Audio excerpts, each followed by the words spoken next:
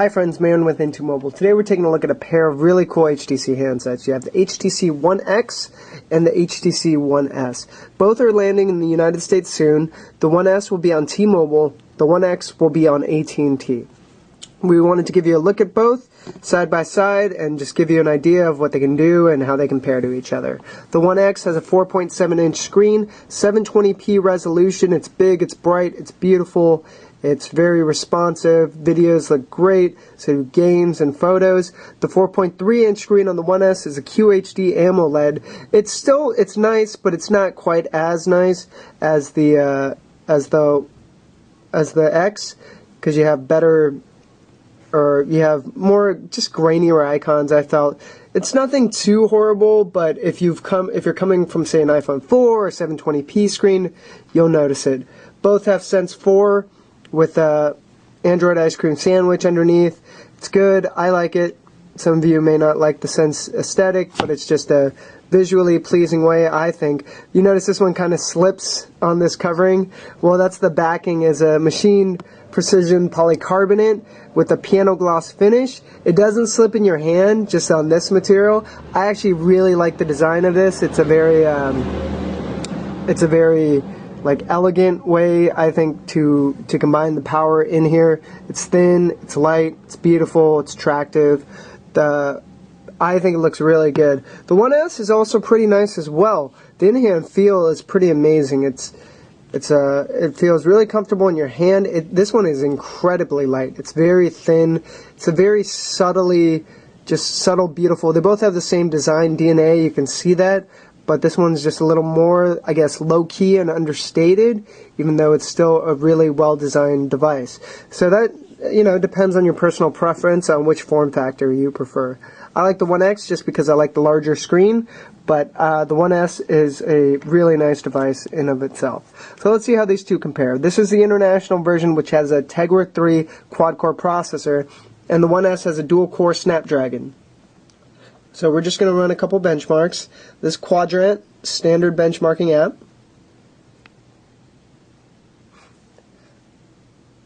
I'm not a huge believer in benchmarking numbers meaning that much, because as you saw from my demonstrations, both the actual in-hand and real-life usage was pretty smooth. Both were quick. Launching apps was smooth. Switching between apps was also nice. But I know a lot of you care about this, so we're going to check it out. And these do have meaning because, the more power a device has, the more potential it has to provide a better experience.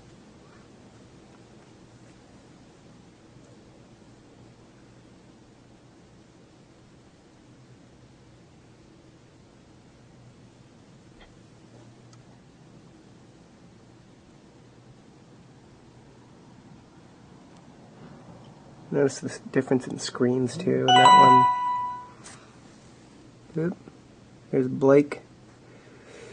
So you have on the One S, you have a 4930, and on the One X, you have a 4802.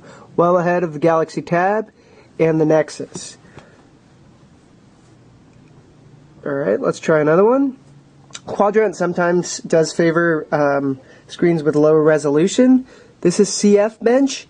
It is a benchmarking app for multi-core processors. This one takes a couple minutes, so I'm actually going to cut away, but we'll be right back to it, and you can rest assured I didn't do anything to it. Alright, these two are finished now.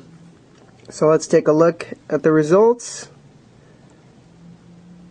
Right there at the bottom, you see how far ahead the One X and its quad-core processor is, but Galaxy S2, you need to update those comparisons. But that's score 24,162, 6057, 13,299. Let's see how the S fared.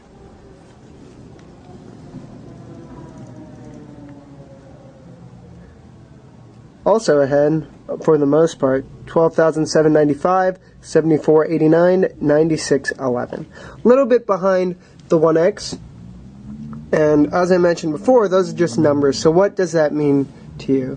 Let's take a look at some games. This is Riptide. racing game. Gonna have to try to figure out how to play two at once.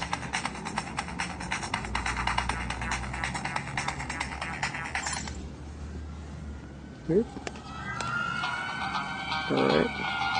Tap the boost meter.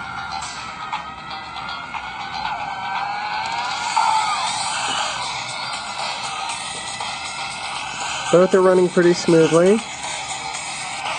can see the side by side, this is difficult. Let's go.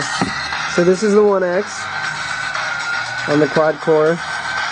Looks really good. Look at the water physics on there. I'm not that good at this game.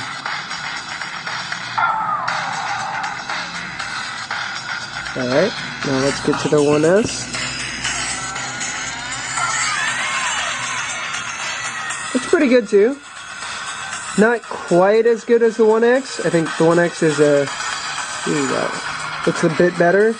Maybe a little smoother, and you notice the water physics are different. But this is, I'd still be very happy playing a game of this quality on a phone. Alright, let's take a look at another game. Let's look at Shadowgun.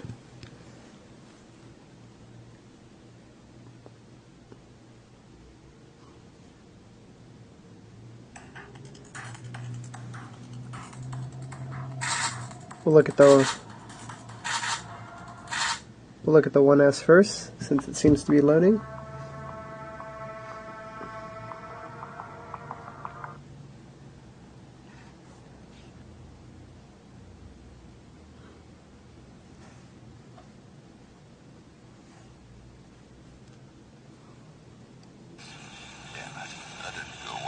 John, are you there? Yeah, I am. Modules destroyed.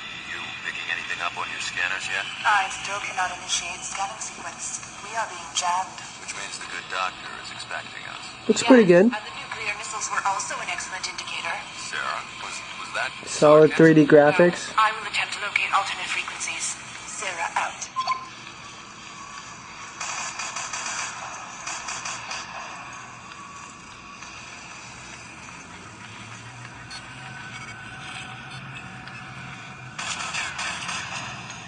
Notice it's smooth, you can move around. I'm at the control panel.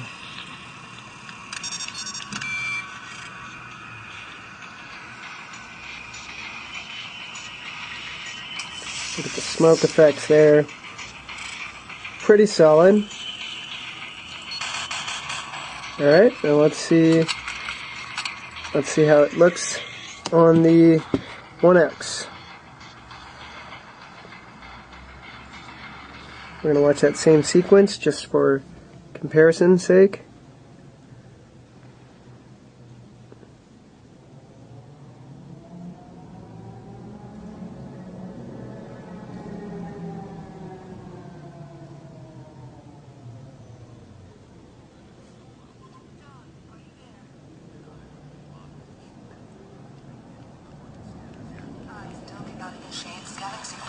We are being jammed. Which means the good doctor. This one looks good too. It looks a bit better. Nuclear missiles were also an excellent indicator.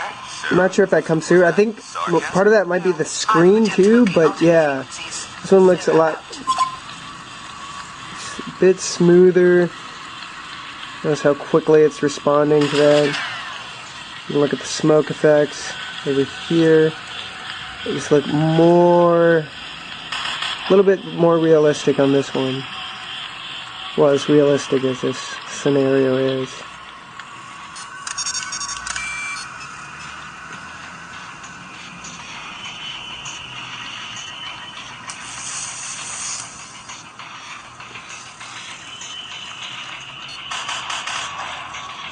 Yeah, so it's pretty good. It's like console quality style, pretty much. So that's good. Of course, those games, you know, sometimes can be optimized for the Tegra chip. But let's see something like Angry Birds Space, which is still not super graphically intense, but this latest version is actually really good.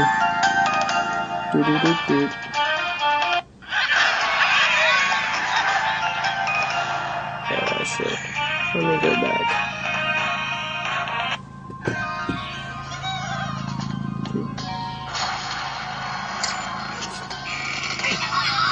That's not a good level to show off. So we'll just see how this looks. It's good. This one has high quality graphics too, particularly for Angry Birds, and I actually really love this one.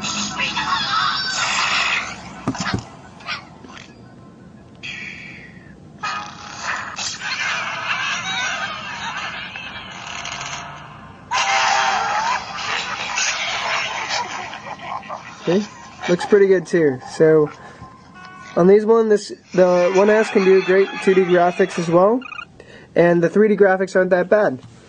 I do have to give the edge to the One X though, but you know, both are still pretty solid devices. So overall, like them both. Prefer the One X just slightly because I like the larger size, I like the horsepower in it, but I also think that the One S is a very nice device that will make a lot of you happy. So that's a quick comparison of the HTC One X and the One S. Thanks for watching.